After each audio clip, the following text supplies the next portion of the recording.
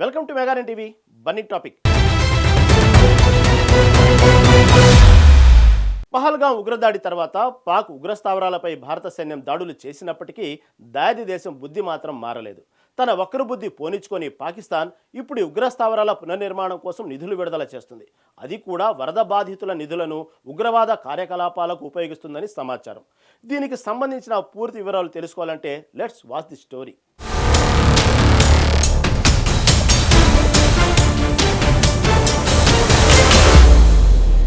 ఈ సంవత్సరం ఏప్రిల్ 22న జమ్మూ కాశ్మీర్ పహల్గాం వ్యాలీలో ఉగ్రవాదులు సామాన్యులపై దాడి చేసి వారిని హతమార్చిన సంగతి తెలిసిందే. ఈ మరణ హోమంలో 26 మంది అమాయకులైన పర్యాటకులు చనిపోయారు. ఇందుకు ప్రతీకారంగా భారత్ ఆపరేషన్ సింధూర్ చేపట్టారు. అయితే పహల్గాం ఉగ్రదాడికి ప్రతీకంగా పాకిస్తాన్ ఆక్రమిత కాశ్మీర్లో ఉన్న 9 కీలక ఉగ్ర స్థావరాలపై దాడులు చేసి వాటిని ధ్వంసం చేసింది. పలువురు ఉగ్రవాదులను హతమార్చింది. ప్రపంచ దేశాలు సైతం పహల్గాం ఉగ్రదాడిని ఖండించాయి. నేరుగా పరోక్షంగా పాకిస్తాన్ను విమర్శించాయి. ఇంత జరిగిన తర్వాత అయినా పాకిస్తాన్ తన బుద్ధి మార్చుకుందా అంటే లేదు. ఆపరేషన్ సింధూర్లో ధ్వంసమైన ఉగ్ర స్థావరాలను తిరిగి నిర్మించుకుంటుంది. వాటి పునర్నిర్మాణానికి నిధులు కేటాయించి తమ వక్రబుద్ధిని మరోసారి బయటపెట్టుకుంది దాయాది దేశం.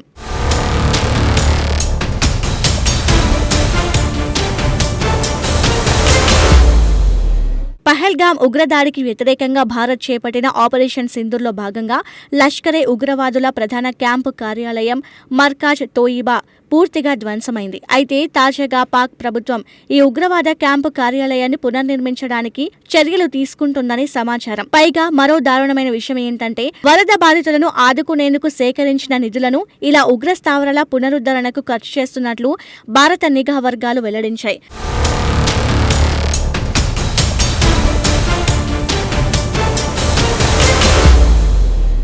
ఆ ప్రాంతంలో ధ్వంసమైన లష్కరే తోయిబా ప్రధాన కార్యాలయం విభాగాలు తొలగించేందుకు దాని చుట్టూ భారీ యంత్రాలు మోహరించినట్లు తెలిపింది. దీనికి సంబంధించిన దృశ్యాలు శాటిలైట్ చిత్రాల్లో కనిపిస్తున్నాయని భారత నిఘా వర్గాలు పేర్కొన్నాయి. ఈ ఉగ్ర సంస్థ కార్యాలయాన్ని పునర్నిర్మించిన తర్వాత మళ్లీ అక్కడ ఉగ్రవాదులకు శిక్షణ స్థావరంగా ఉపయోగించుకున్నట్లు తెలిపాయి. ఆపరేషన్ సింధు సమయంలో ధ్వంసమైన ఎల్ఈటీకి ఆగస్టులో పాకిస్తాన్ ప్రభుత్వం 1.25 కోట్ల నిధులు అందించింది. అయితే దీని పునరుద్ధరణకు అయ్యే ఖర్చు మొత్తం సుమారు 4.7 కోట్లకు పైగా ఉంటుందని నిఘా వర్గాలు తెలిపాయి.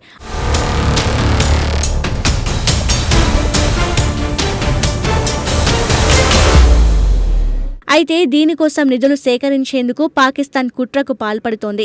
ఇందుకోసం వరద ప్రభావిత ప్రాంతాల సాయం పేరుతో విరాళాలు సేకరించి ఉగ్రవాద సంస్థలకు నిధులు మళ్లిస్తోంది.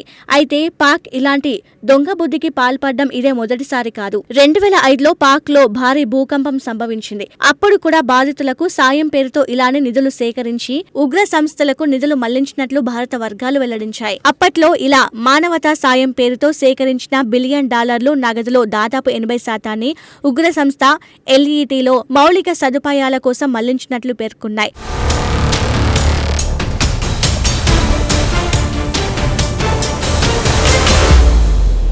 ఇదిలా ఉండగా మురిద్కేలో మర్కాజ్ అనేది ఒక పెద్ద ఉగ్ర స్థావరం.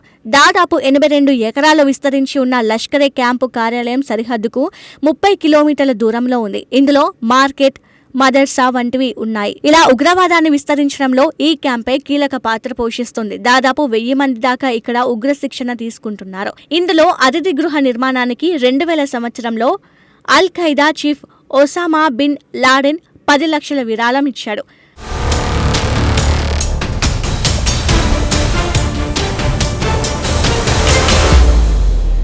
లష్కరే హెడ్ క్వార్టర్స్ పునర్నిర్మాణ చర్యలకు సంబంధించి దృశ్యాలు శాటిలైట్ చిత్రాల్లో కనిపిస్తున్నాయని ఇండియన్ నిఘా వర్గాలు వెల్లడించాయి. మర్కాజ్తో పాటు మురిద్కే స్థావరాన్ని కూడా ఉగ్రవాద సంస్థలు పునర్నిర్మించినట్లు సమాచారం. ఈ సంస్థలకు పాక్ నిధులు ఇస్తున్నట్లు వార్తలు వస్తున్నాయి.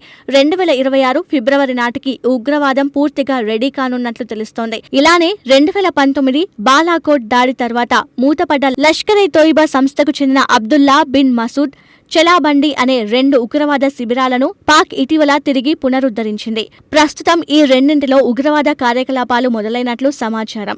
ఇలానే లష్కరే తోయిబా సంస్థ ఉగ్రవాదుల బస కోసం 4 చిన్న తాత్కాలిక టిన్లను ఓ కొత్త వాచ్ టవర్ ను కూడా నిర్మించింది. వీటికి సంబంధించిన చిత్రాలు ఇటీవల బయటకు వచ్చాయి.